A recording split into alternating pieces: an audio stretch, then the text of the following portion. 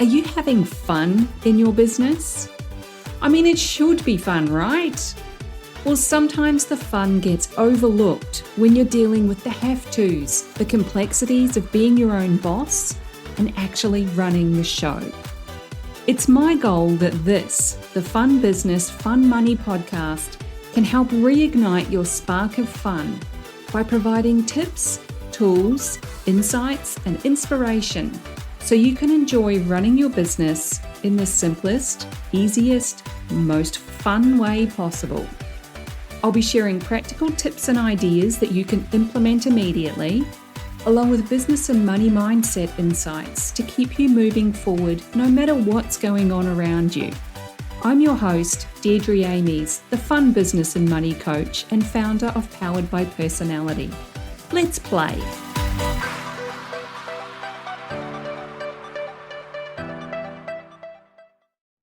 Hey there, and welcome to the Fun Business, Fun Money podcast. If you're listening in real time, today is Tuesday, the 16th of May, which just happens to be my beautiful sister-in-law's birthday. So happy birthday, Danae. And it means it's also time for another in-depth coaching episode. We take a closer look at a specific area of your business, your money, or your life, maybe all three, and figure out some steps forward. Now, you might think from the title of this episode, which I've called Where Are You Hiding?, that we are going to play hide and seek. And we kind of are, but not in the traditional sense. What I mean is, where are you hiding in your business? Now, this isn't just about visibility, although that's certainly something that prompted me to focus on this for today. Because have you noticed how many people are talking about visibility for your business lately? Maybe it's just me and my social media feeds, but it's like experts are trying to coax people back out after the pandemic. Now, I'm not a business coach who has a marketing background. That is not my forte.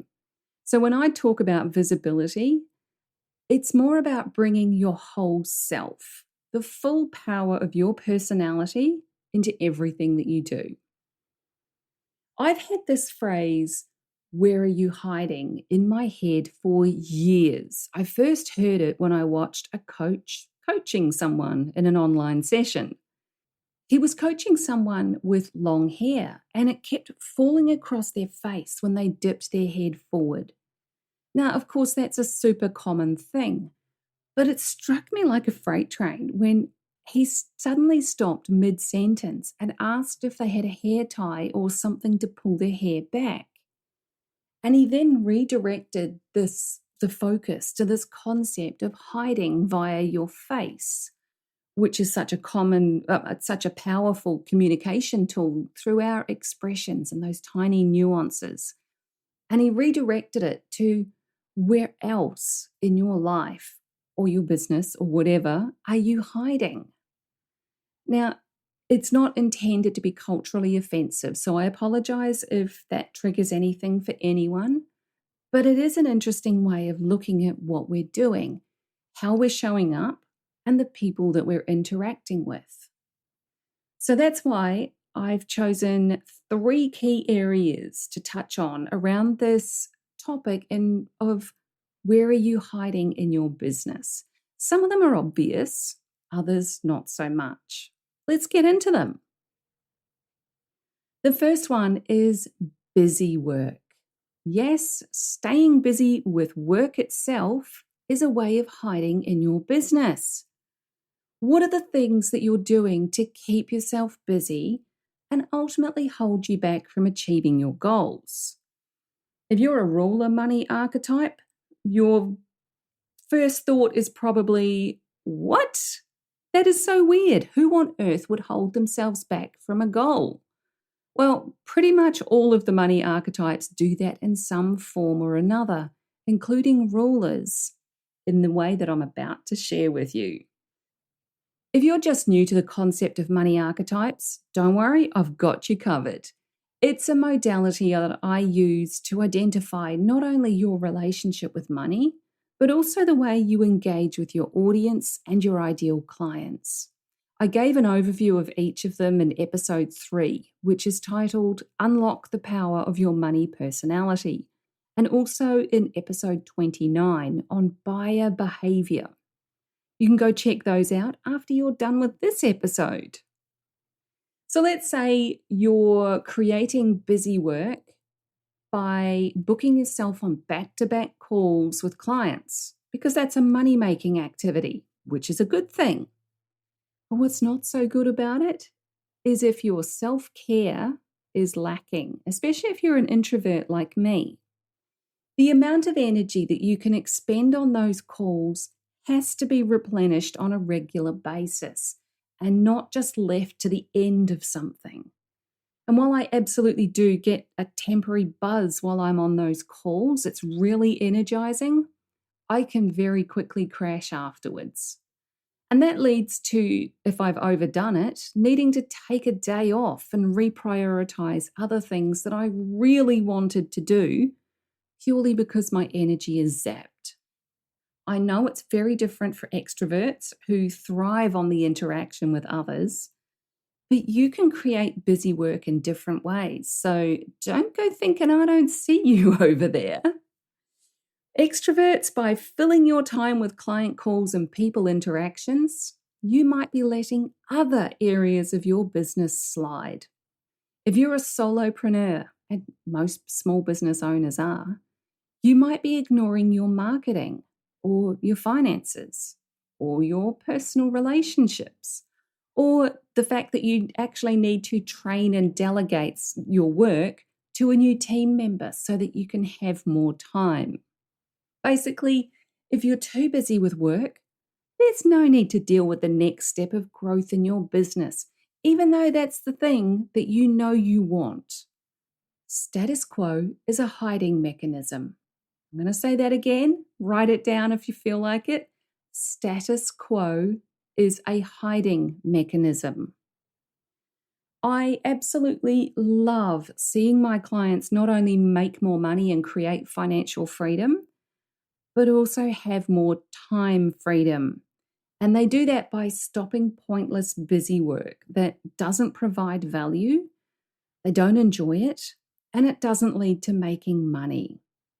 They're only delivering what the clients actually need and want, and it's at a price that supports their own goals as well as the client's budget.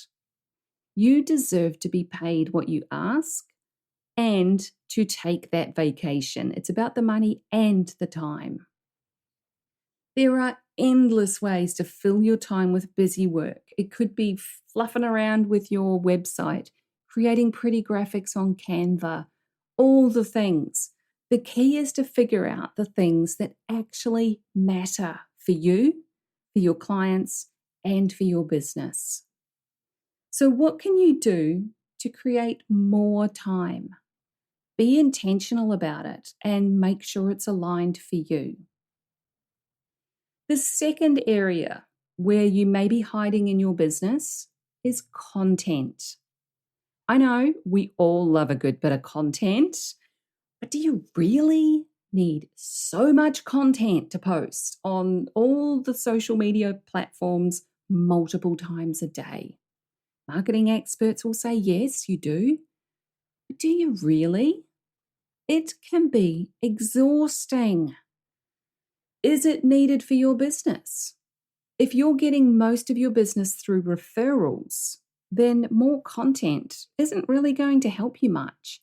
Creating more and more is a way of hiding so you don't have to do something else.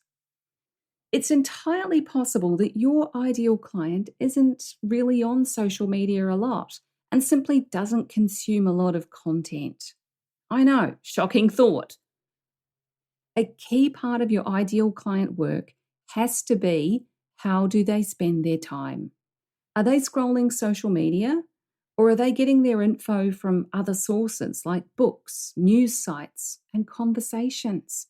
Do you need to connect with people directly and ask for referrals? Reach out to them. One of my all-time favorite clients is an absolute force to be reckoned with in terms of personality, her vision, and her drive to succeed, but she's just not on social media that much. If I want more clients like her, I need to do things in a different way, and creating more content isn't going to help. Now, I'm not saying time creating content, because you absolutely do need some. Almost every person I know will search online for information about you, even if you've been recommended by a trusted person.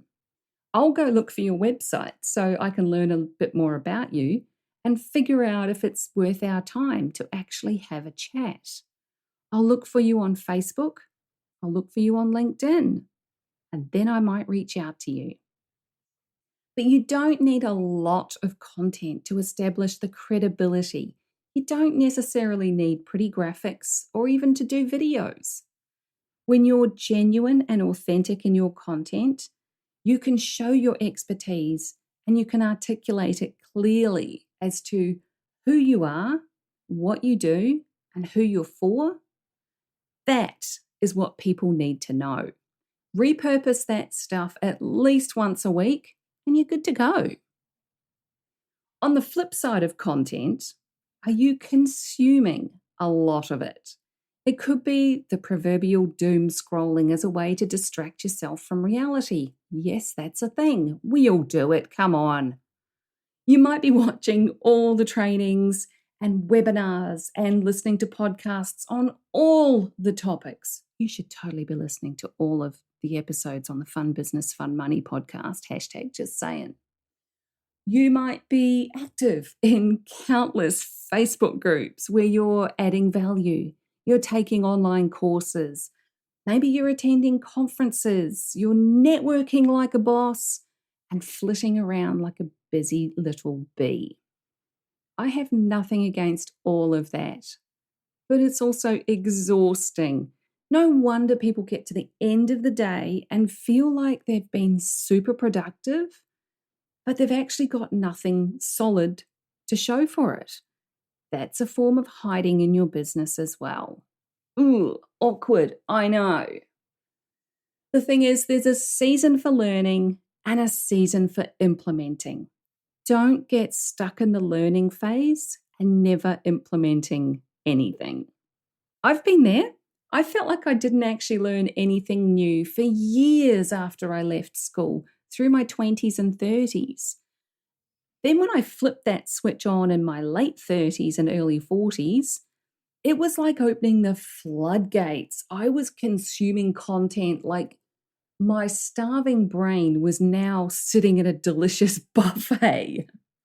It took a while, but I did eventually learn how to tone that down and start to implement, which is also when I started to get some traction in my business. Funny that. So when it comes to content, where are you hiding? How much of your time and energy goes into creating and consuming it? How can you start a conversation around that content instead? Or what could you be doing instead of all of that? The third key area where you may be hiding in your business is your safe network. Yes, we're going there. Are you running with your safe crowd? And is this still where your ideal clients are? This one can be really uncomfortable to realize that you need to get out and meet new people, either in person or online, who are at a different level than you are. It's all part of the growth that you need to have. Hanging out in Facebook groups where you know everybody is basically the online equivalent of Cheers, the 80s sitcom about the bar where everyone knows your name. Same goes for scrolling through your social media feeds. If it's the same people and everybody's like, yeah, hey, I like you, I love your stuff. Cheers, everybody knows your name. You know those business Facebook groups where you can promote yourself on certain days of the week? How often does anyone actually engage on your post?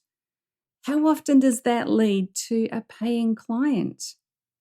My guess is they're like unicorns, and it's actually busy work under the guise of visibility and marketing because everyone else is there for the exact same reason you are. They're looking for clients. They're not looking for you and your offer. Some of them are, but most aren't. Get out of there. If that's been your marketing strategy for a while, it is definitely time to look at it through a new lens and do a refresh of your ideal client profile. Put yourself into the spaces where your ideal clients actually are, whether that's in person or online. It's uncomfortable, but getting outside your safe network is essential to the sustainability of your business. Another way that this safe network shows up is being the wise advisor, the SME or subject matter expert.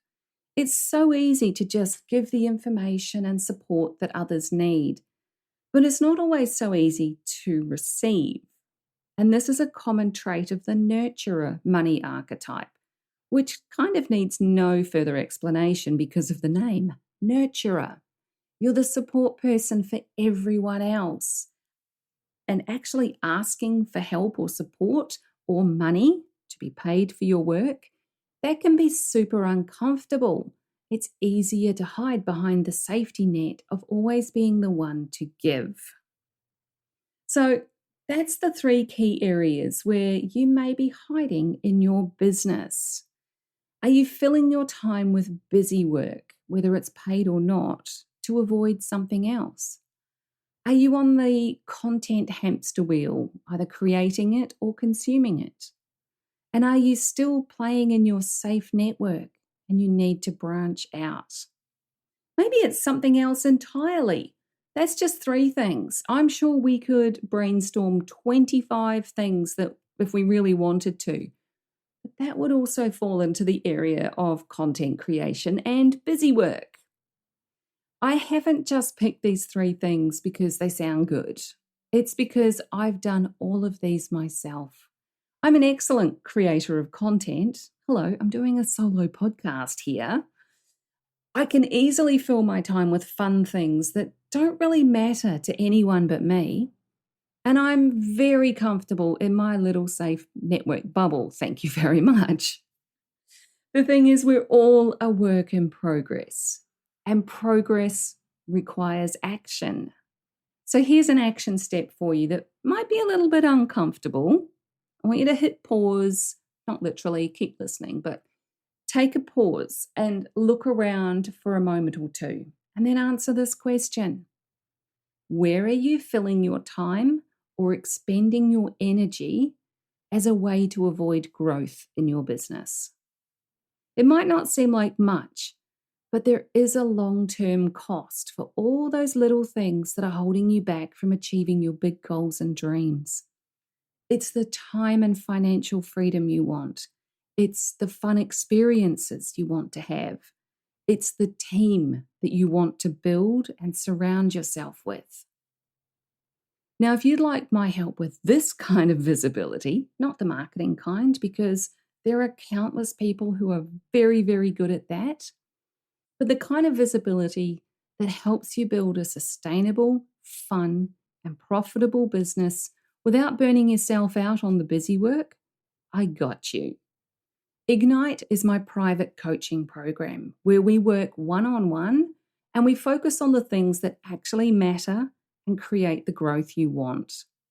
You can send me a DM on Facebook or Instagram. I'm at Fun Business Fun Money, all one word, on both platforms. And let's have a chat about where you're currently at versus where you want to be and figure out what we can do together. You can also connect with me on LinkedIn or send an email to hello@deidreamies.com. You'll find the links to all of those in the description and in the show notes for this episode. No more hiding in your business, okay? Take care, have fun, and I'll catch you in the next episode. Thanks for joining me. If you found this episode useful, Make sure you hit that follow button on your chosen podcast platform so you get the notifications when each new episode goes live and you don't miss anything. If you know someone who would also get something from it, don't be shy, share it with them. One of the best things about being a business coach for online entrepreneurs is helping them make sense of their creative ideas and turn them into a simple, clear business system that actually makes money. A client recently described me as a castle building expert. You've got the big vision and some of the building materials already, but you don't quite know how to bring it all together into a solid foundation. Then I come along and I show you the blueprint that makes sense of it all. I love that analogy. And I'd love to show you your personalized blueprint, the one that's just right for you and your clients. But I can't do that until you join Ignite, my business and money coaching program. So head on over to deirdreamies.com/ignite for all the details. Fill out the application form and let's talk about building your castle in the simplest, easiest way possible.